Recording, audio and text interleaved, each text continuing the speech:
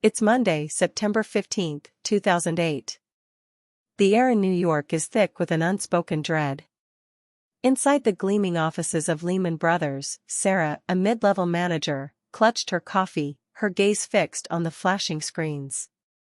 Rumors had swirled for weeks, but this morning felt different. A palpable silence hung over the trading floor, usually a cacophony of shouts and keyboards. This wasn't just a bad day, this was the precipice. The world was about to witness the largest bankruptcy in U.S. history, a seismic event that would reshape economies and lives across the globe. But what really happened? And how much of what we think we know is simply wrong? Lehman Brothers wasn't some fly-by-night operation. It was an institution, tracing its roots back to 1850, founded by three immigrant brothers. For over a century and a half, it had navigated wars, depressions, and market crashes, transforming from a dry goods merchant into a Wall Street titan. By the early 2000s, it was a dominant force in investment banking, celebrated for its aggressive trading and entrepreneurial spirit. Its very name was synonymous with ambition and financial prowess. Yet, this storied legacy would ultimately crumble under the weight of its own ambition and a global financial system teetering on the brink. The first myth we need to bust is pervasive, that Lehman Brothers was an isolated bad apple, a rogue firm whose collapse was solely due to its own reckless, idiosyncratic bets. Many believed it was simply an outlier, an institution that gambled too hard and lost, while the rest of the financial system was largely sound. This narrative often simplifies a deeply complex situation, pointing fingers at individual firms rather than acknowledging broader systemic issues. But was Lehman truly unique in its excessive risk-taking, or was it merely the most visible casualty of a much larger, insidious problem brewing across the entire financial landscape? The truth, as reported by financial historians and government inquiries like the Financial Crisis Inquiry Commission, is far more intricate. Lehman wasn't alone, it was deeply entangled in the housing bubble, much like its peers. Their downfall was inextricably linked to the massive investments they and other banks made in subprime mortgages and the complex derivatives built upon them, like collateralized debt obligations, or CDOs. As the housing market began to falter in 2007, the value of these assets, held widely across the industry, plummeted. Lehman's exposure was indeed substantial, but it was symptomatic of a widespread, systemic addiction to high-risk, high-reward mortgage-backed securities. To understand this, we need to rewind to the early 2000s. Interest rates were low, and the belief that housing prices would always rise was entrenched. Lenders, driven by profit, began extending mortgages to borrowers with poor credit, the so-called subprime loans. These loans were then packaged and resold to institutional investors by banks like Lehman, who bundled them into exotic financial instruments. It was a gold rush, and everyone from Main Street homeowners to Wall Street titans wanted a piece. Sarah recalled her department's relentless push for new mortgage-backed securities, the bonuses tied to increasingly risky portfolios a powerful motivator for everyone involved. By 2006, the cracks began to show. Housing prices started to stagnate, then fall. Subprime borrowers, many with adjustable-rate mortgages, found their payments skyrocketing while their home values sank below what they owed. Foreclosure surged. The seemingly invincible edifice of mortgage-backed securities began to wobble.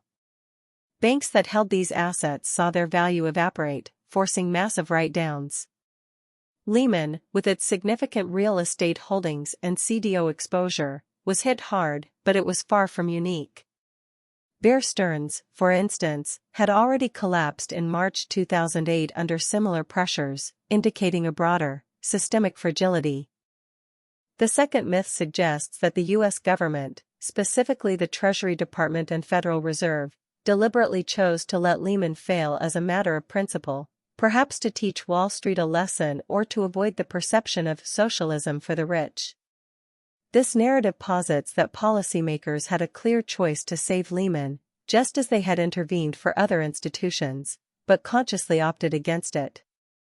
It implies a moralistic decision, rather than an urgent, desperate scramble by officials facing unprecedented market panic. The reality, as chronicled by figures like former Treasury Secretary Henry Paulson, paints a very different picture. Sources like Paulson's memoir On the Brink and transcripts from the time reveal that the decision wasn't an ideological choice but a painful conclusion reached after exhausting all perceived viable options. Unlike Bear Stearns, which was acquired by J.P. Morgan Chase with government backing, Lehman lacked a buyer. Over the frantic weekend of September 13 to 14, 2008, officials desperately tried to broker a deal, reportedly with Bank of America and Barclays. However, neither bank was willing to take on Lehman's colossal, illiquid assets without massive government guarantees, which the Treasury, facing legal constraints and public backlash after Bear Stearns, was unable or unwilling to provide. A critical factor, as repeatedly emphasized by financial commentators and former officials, was the nature of Lehman's assets. A government loan or guarantee typically requires sufficient collateral. Lehman's balance sheet was heavily laden with illiquid, hard-to-value real estate assets and complex derivatives. Regulators determined that these assets offered insufficient collateral to justify a bailout. This wasn't a matter of simply cutting a check. It was a matter of how much risk the government could realistically absorb without destabilizing itself. The legal framework then in place also limited the Federal Reserve's ability to act as a lender of last resort to non-bank financial institutions like Lehman. Another element influencing the decision was the intense public and congressional backlash following the government's intervention for Bear Stearns. Critics argued that such bailouts encouraged moral hazard, where financial institutions take excessive risks, knowing they will be rescued if things go wrong. Policymakers were acutely aware of this perception. The idea of using taxpayer money to save another too-big-to-fail Wall Street firm was politically toxic, limiting the options available to Paulson and Fed Chairman Ben Bernanke. The perceived cost, both financial and political, of saving Lehman simply became too high. The third myth is a seductive one, that a simple government bailout would have been a quick and easy fix, preventing the ensuing global economic meltdown. This perspective often overlooks the immense scale and complexity of Lehman's balance sheet, and the inherent difficulties in orchestrating such an intervention amidst a full-blown financial panic. Many believe that if only the Treasury had found the money, the dominoes wouldn't have fallen. But was it truly just a matter of political will and funds? Or were the practical realities of saving an institution of Lehman's magnitude far more challenging than often portrayed in hindsight? The reality was that Lehman was not just too big to fail, it was arguably too complex to save under the prevailing conditions. With over $600 billion in assets, intertwined global operations, and an opaque web of derivatives contracts with countless counterparties, its sudden collapse created an unprecedented logistical and financial challenge. The Federal Reserve's balance sheet, while large, was not designed to absorb such a gargantuan, illiquid entity. Furthermore, any rescue would have required congressional approval for vast sums, which was unlikely to materialize in the crucial weekend, leaving officials scrambling with limited tools and rapidly diminishing time. What many underestimated was the sheer interconnectedness of the global financial system. Lehman was a counterparty to thousands of banks, hedge funds, and corporations worldwide. Its collapse triggered a cascade of failures and fear, as institutions suddenly found themselves exposed to potentially worthless assets and unable to trust their trading partners. This counterparty risk, as documented by financial analysts, froze credit markets. Overnight, banks stopped lending to each other, fearing their counterparty might be the next Lehman. Sarah recalls the frantic calls from clients, not just in New York, but London, Tokyo, all asking the same terrifying question: are we next? The consequences weren't confined to Wall Street. The lack of liquidity crippled businesses reliant on short-term funding for operations. Maria, who owned a small manufacturing business in Ohio, found her line of credit suddenly frozen, unable to make payroll or purchase raw materials. It was like the banks just stopped answering the phone, she recounts. One day, business as usual. The next, we were scrambling for every penny. This was the immediate, tangible effect of the credit markets seizing up. The idea that a quick bailout could have contained this without addressing the underlying contagion is, in hindsight, overly optimistic. The fourth common myth suggests that the fallout from Lehman's collapse, and the subsequent financial crisis, primarily impacted the wealthy elite and those directly involved in high finance. This narrative often implies a karmic justice for reckless bankers, minimizing or entirely overlooking the devastating effects on ordinary people, their jobs, their homes, and their life savings. Many believed it was a contained crisis, confined to the upper echelons of the financial world. But the investigative evidence points to a far more widespread and painful consequence, reverberating through every segment of society.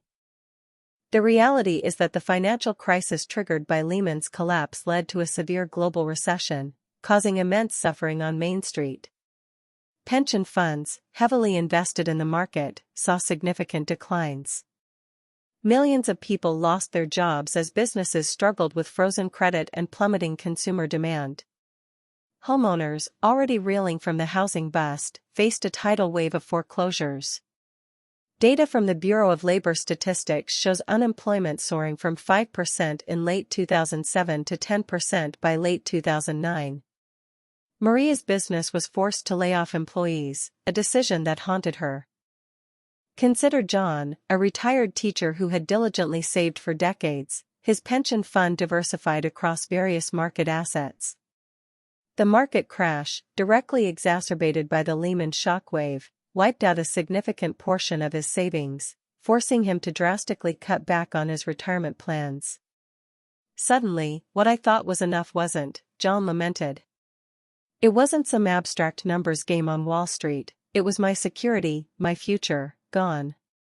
This was a common story repeated millions of times, as retirement accounts, college savings, and emergency funds evaporated overnight, demonstrating the deep connection between Wall Street's fortunes and Main Street's reality. Beyond direct job losses, the credit crunch severely impacted small businesses, the backbone of many local economies. Maria's business, for instance, relied on short-term loans to manage inventory and cash flow. When these loans became unavailable, or prohibitively expensive, she faced an impossible choice: scale back or close. We survived, but barely, she says, and it took years to recover, to trust the banks again. This widespread struggle among small and medium-sized enterprises curtailed hiring, suppressed wages, and slowed economic recovery, showing that the crisis was far from an elite problem. Our final myth is the desire to attribute the collapse of Lehman Brothers to a single individual or a singular catastrophic decision.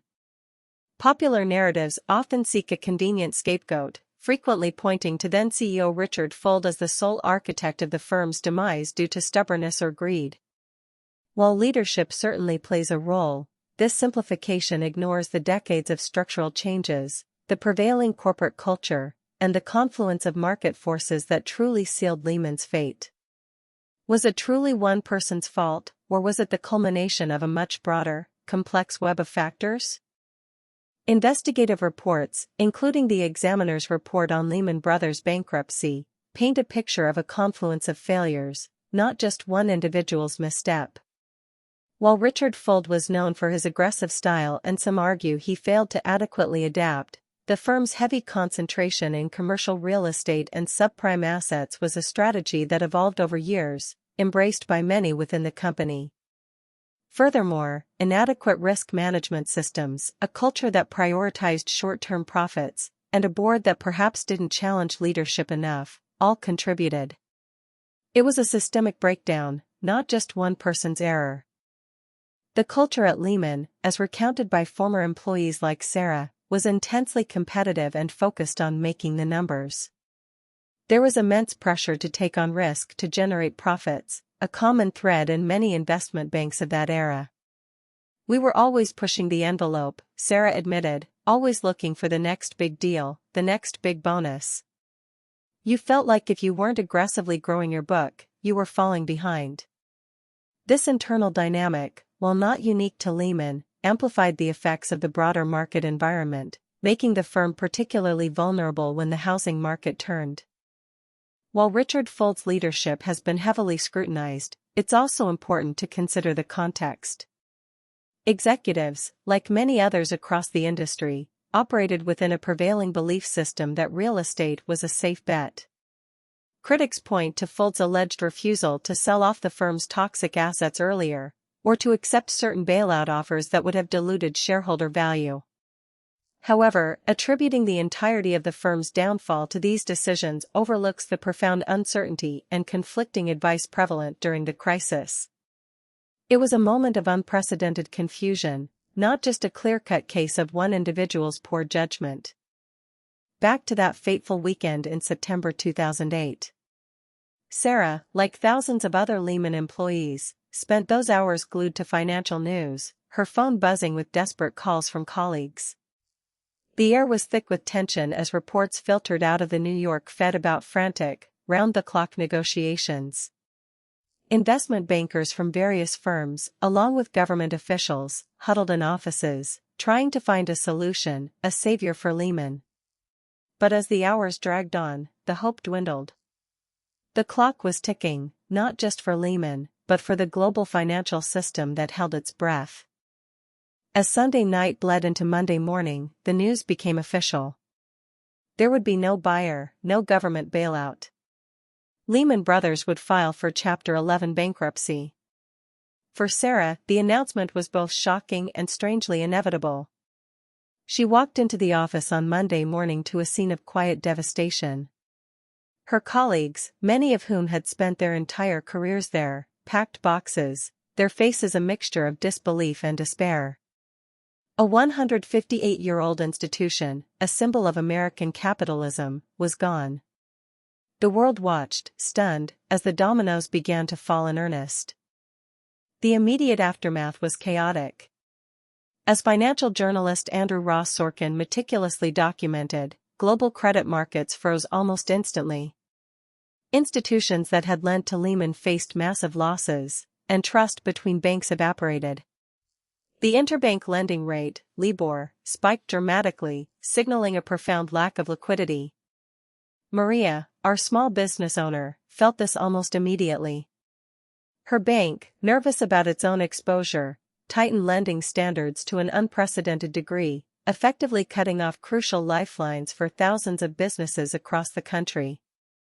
The ripple effect was swift and merciless. The full extent of the interconnectedness became horrifyingly clear when AIG, the massive insurance company, teetered on the brink of collapse just days later. AIG had issued billions in credit default swaps, CDS, insuring Lehman's assets, and now faced demands for collateral it couldn't meet. The government, fearing a far greater systemic meltdown, deemed AIG truly too big to fail due to its vast network of global insurance policies and provided an $85 billion emergency loan, effectively nationalizing it. This move, while controversial, highlighted the extreme measures required to prevent further catastrophes. Lehman's bankruptcy didn't just precipitate a financial crisis, it ushered in the Great Recession. Consumer confidence plummeted, investment dried up, and unemployment soared across the U.S. and beyond. Families like John's, the retired teacher, saw their savings decimated, while young graduates found themselves entering the worst job market in decades. Sarah, after months of uncertainty, eventually found a new role in a smaller firm, but the experience left an indelible mark. The dreams of many, once fueled by an expanding economy, were put on hold or irrevocably altered as the world grappled with the fallout. In the wake of the crisis, governments worldwide were forced to confront the systemic flaws that allowed such a collapse. The U.S. passed the Dodd-Frank Wall Street Reform and Consumer Protection Act in 2010, aiming to prevent a recurrence. This legislation introduced stricter regulations on banks, created the Financial Stability Oversight Council to monitor systemic risk, and established the Consumer Financial Protection Bureau. While debates continue about its effectiveness, it represented a significant attempt to build safeguards and enhance oversight. The goal, to ensure no single institution could again bring the entire global system to its knees. The recovery from the Great Recession was slow and arduous. Central banks deployed unprecedented measures, including quantitative easing and near-zero interest rates, to inject liquidity into the struggling economy. It took years for unemployment to return to pre-crisis levels, and many communities still bear the scars of lost jobs and foreclosed homes. Maria's business slowly rebuilt, but with a new caution, prioritizing cash reserves over rapid expansion. John finally adjusted his retirement plans, accepting a more modest lifestyle.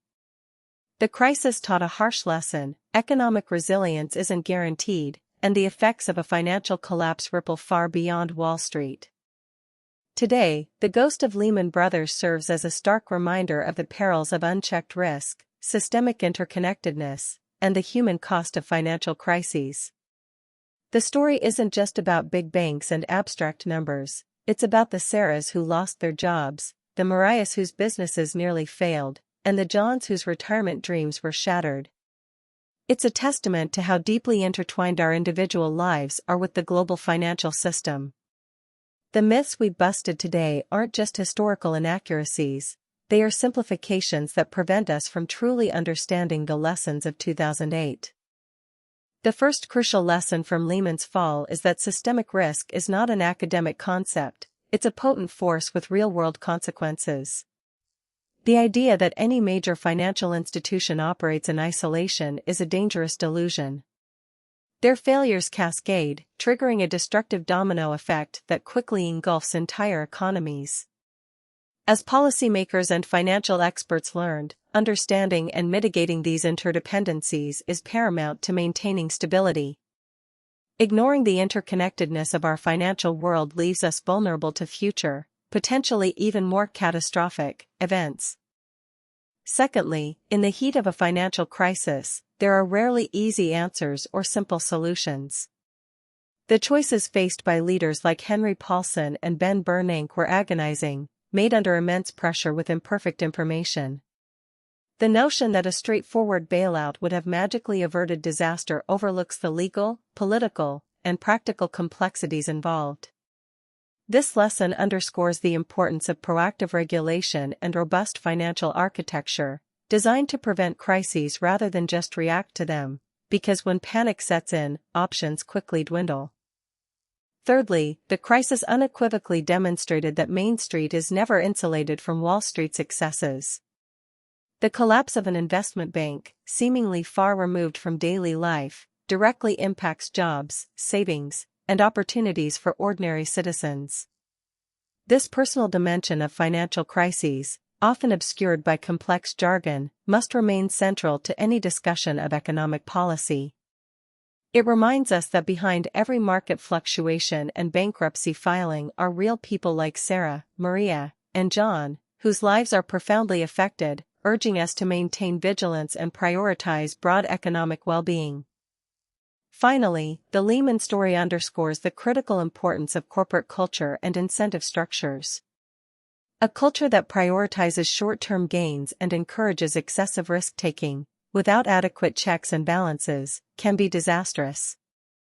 While regulatory frameworks are vital, genuine change also requires introspection within financial institutions themselves. The incentive to push the envelope for bonuses, without sufficient consequences for failure, played a significant role. This lesson calls for ethical leadership and responsible governance that looks beyond the next quarter's earnings to the long-term health of the institution and the broader economy. After more than a decade since Lehman's fall, the question remains, are we truly safer now? The Dodd-Frank Act brought significant reforms, and banks are generally holding more capital. However, new financial instruments emerge, and the interconnectedness of global markets continues to evolve. The lessons from 2008 are a continuous call to vigilance, to question assumptions, and to look beyond easy explanations. The busting of these 5 myths is not just about correcting historical records, it's about fostering a deeper, more nuanced understanding of how our financial world works, and how fragile it can be. The collapse of Lehman Brothers was a pivotal moment, a crisis that defined an era. But to truly grasp its significance, we must move beyond the simplified headlines and popular misconceptions. It was not just a story of reckless bankers, but of systemic failures, complex choices, and profound human impact. By understanding these hidden truths, we gain invaluable insights into the forces that shape our economy and our lives. And perhaps, just perhaps, by truly learning from the past, we can better navigate the financial challenges of the future. Let's take a moment to reflect on the sheer scale of Lehman Brothers' failure. It was more than just a company going bankrupt, it was an event that shook the foundations of the global financial system. The numbers alone tell a powerful story of unprecedented collapse.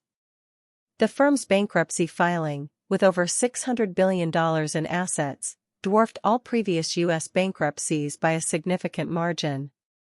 This immense scale ensured that its downfall was not an isolated incident, but a powerful catalyst for a worldwide crisis, impacting countless lives far beyond the trading floors of New York. The immediate global market reaction to Lehman's bankruptcy filing was one of shock and rapid sell-offs. Stock markets plunged across continents. The Dow Jones Industrial Average fell by 504 points on September 15, 2008, its largest one-day point drop since the aftermath of 9/11. This wasn't merely a correction, it was a crisis of confidence. Investors panicked, fearing that other major financial institutions would soon follow suit. This instantaneous, synchronized global downturn underscored the interconnectedness that our myths often ignore, proving that Wall Street's problems were indeed the world's problems. The government's subsequent interventions, including the massive Troubled Asset Relief Program, TARP, became a lightning rod for public anger. While designed to stabilize the financial system, many saw it as a handout to the very banks that caused the crisis. The debate over too big to fail intensified, with calls for breaking up large institutions and holding executives accountable. This public outcry influenced future policymaking, making it politically perilous for any administration to offer similar blanket bailouts. The ghost of Lehman undoubtedly shaped these critical discussions, highlighting the tightrope walk between intervention and moral hazard. For Sarah, her career trajectory was irrevocably altered. The Lehman collapse wasn't just a headline, it was the abrupt end of an era, a forced re-evaluation of her place in finance. The initial shock gave way to a grim determination. She witnessed the industry's shift towards greater regulation and a more cautious approach. It taught me that even the biggest names can fall, she reflects. And that resilience isn't just about financial markets, it's about people picking themselves up and rebuilding. Her story is a testament to the thousands of individuals who had to navigate personal and professional uncertainty in the aftermath. Maria's manufacturing business, after severe cuts, slowly started to recover. The experience instilled a new fiscal conservatism, a sharper focus on managing cash flow and diversification. We had to learn to be lean, to rely less on borrowed money, she explains. It was brutal, but it made us stronger, more independent. Her journey represents the thousands of small businesses that weathered the storm, demonstrating incredible resilience and adaptability in the face of unprecedented economic hardship. Their stories remind us that the economic fallout was deeply personal, far removed from abstract financial models. John, the retired teacher, eventually came to terms with his altered retirement. He found satisfaction in volunteering and spending more time with family, embracing a life less reliant on financial abundance. It wasn't the retirement I planned, he admits, but it taught me what truly matters. His journey is a poignant reminder of the millions of ordinary Americans whose retirement dreams were reshaped by the crisis. It highlights the profound, lasting impact of Wall Street decisions on Main Street lives, urging us to consider the human element in every financial narrative.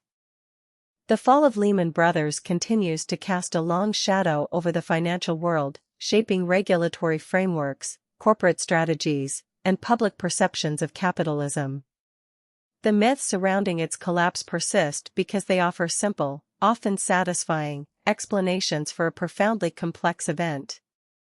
But by unraveling these misconceptions, we reveal a more nuanced and unsettling truth, that the system itself was deeply flawed, vulnerable to its own successes and failures.